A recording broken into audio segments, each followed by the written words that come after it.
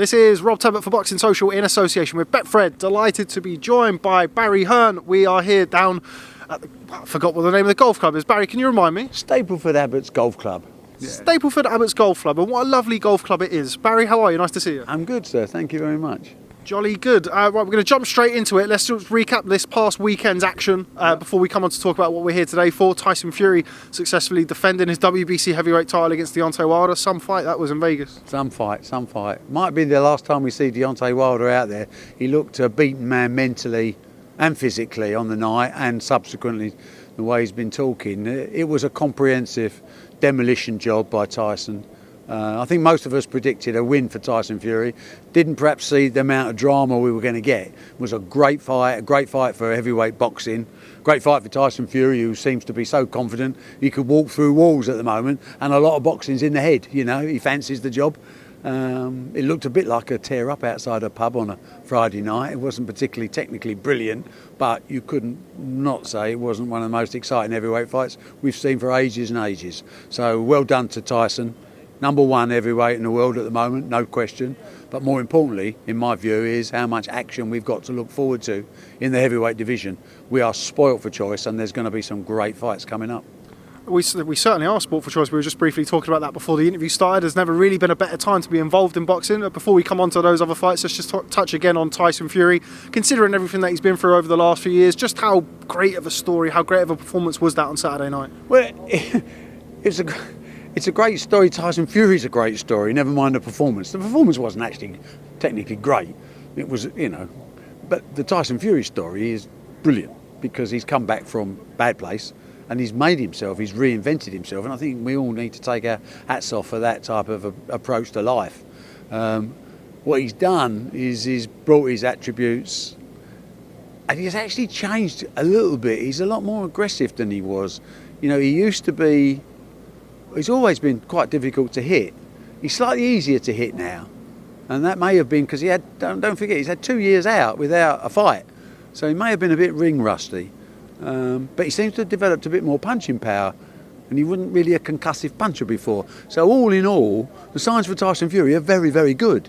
But he still has that vulnerability which makes future fights look appealing, and ask the question, what happens if, To go down twice from Deontay Wilder, one of the knockdowns was not a massively concussive punch. But having said that, it gives hope to others, whereas there was no hope. Now, is Tyson Fury the second coming of the greatest?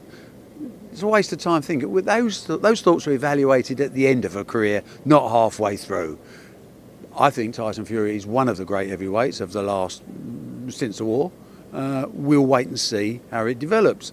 And he's got a number of hurdles to go through if he has the appetite for it, which I hope he does, because he could be huge. He's got a wonderful personality, he's got a wonderful backstory.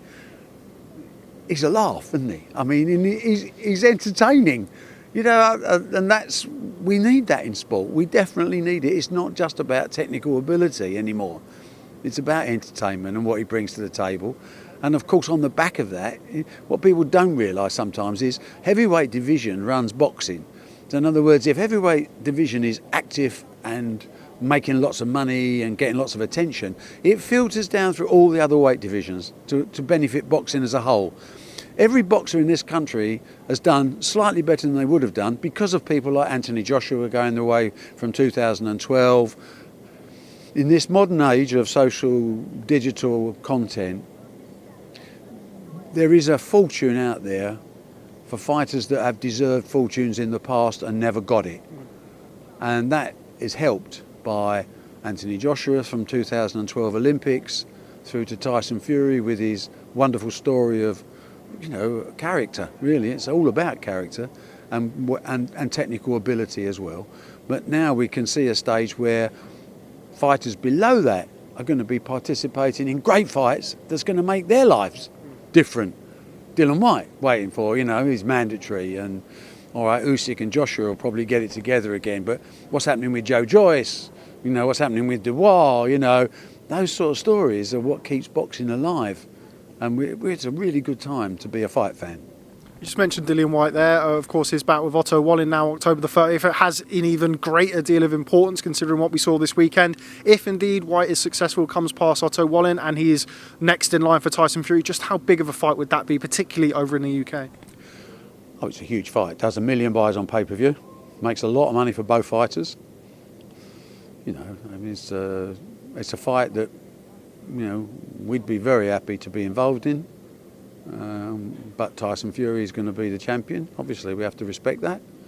But when you talk about global exploitation, you know, obviously, biased as I am, we are the global leaders, so that's to be brought into account. But I'm happier for Dylan. You know, he's waited so long, so patiently. He gets his chance. Does he cause a big upset? Does he get outboxed? To be honest, I don't know.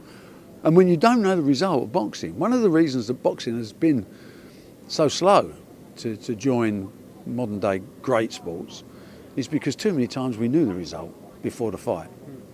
That's not good. You know, there needs to be that uncertainty. There needs to be that vulnerability. Anthony Joshua clearly has vulnerability. Tyson Fury's been down twice to a puncher, but that's given him some vulnerability. You need that in the mix. You also need excellence and hard punching and knockouts. When you put them all together, that's why boxing is the #1 sport in the world, when we get it right.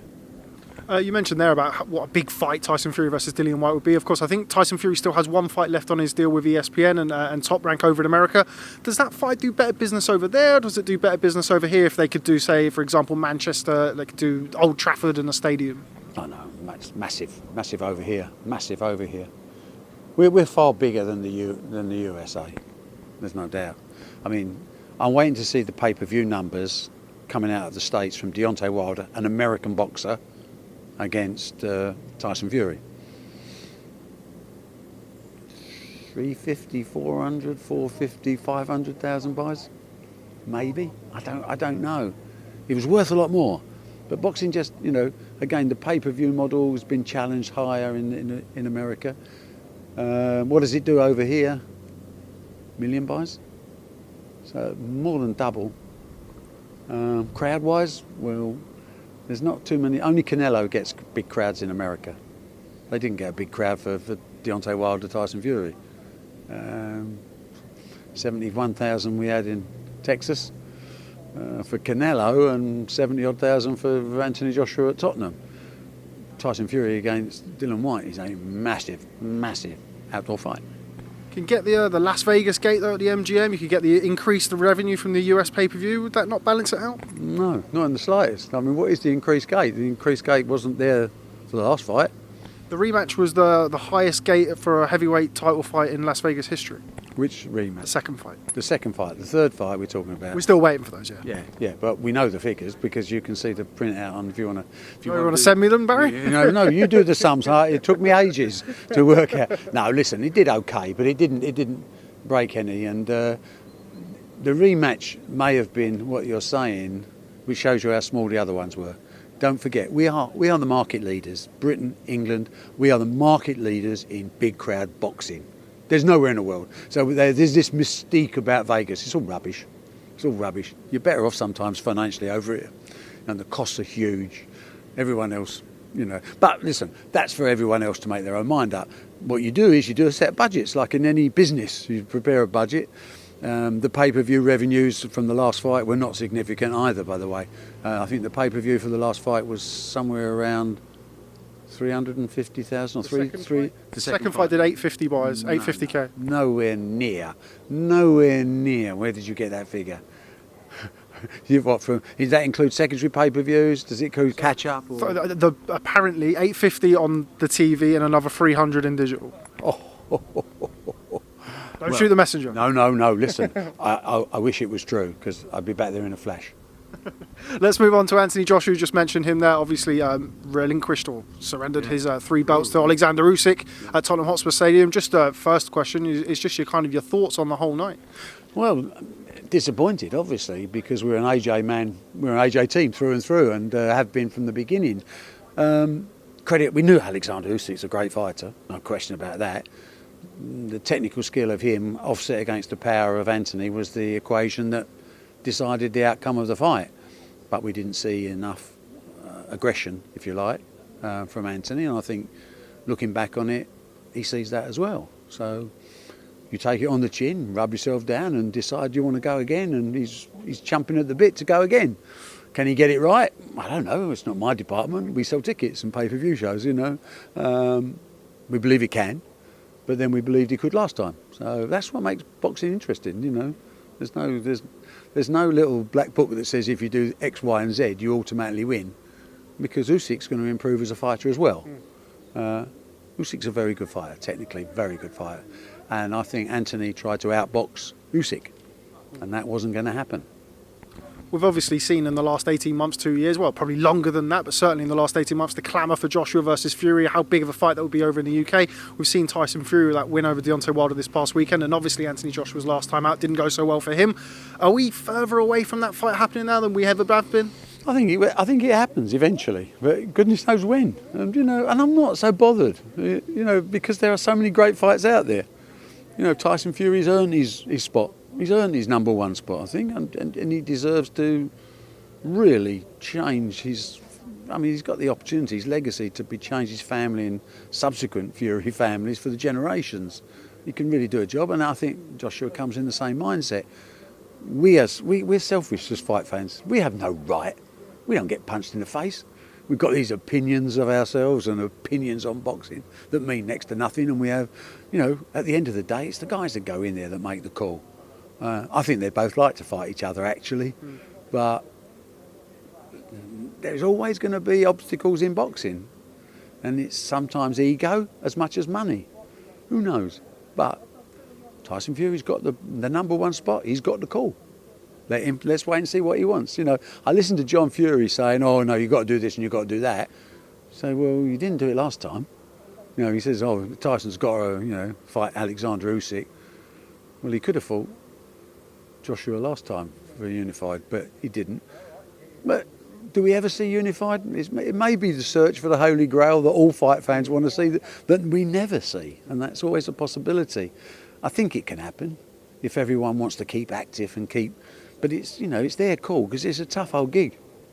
It certainly is. Right, before we let you go, Barry, do appreciate your time today. I just want to talk about the man that we're down here for today, Michael Watson. Somebody told me while I was waiting for you to come out that they didn't know you were coming and they'd shot you a message and thought, because obviously even in retirement you're a very, very busy man, they were very surprised to see you pop down here. What does that mean to you to come down and support somebody in Michael Watson who is such an inspiration to British boxing fans? Well, Michael's a friend, you know, so there's no limit to what you wouldn't do for Michael Watson. What he's been through in his life is testament to the character of the man. I've always been in awe of my heroes that are mainly boxers, and I'm in super awe of Michael because he's more than just a boxer. He's a statement of what you should do with your life and how you should just be the best you can be, depending on your own circumstances. I mean, he's a hero. So for me to come down and spend an hour with Michael Watson is a joy. Nothing more, nothing less. Purely selfish as usual. Barry, always a pleasure catching up with you. Thanks very much for speaking to Boxing Social. We'll catch up with you soon. Pleasure. Stay well.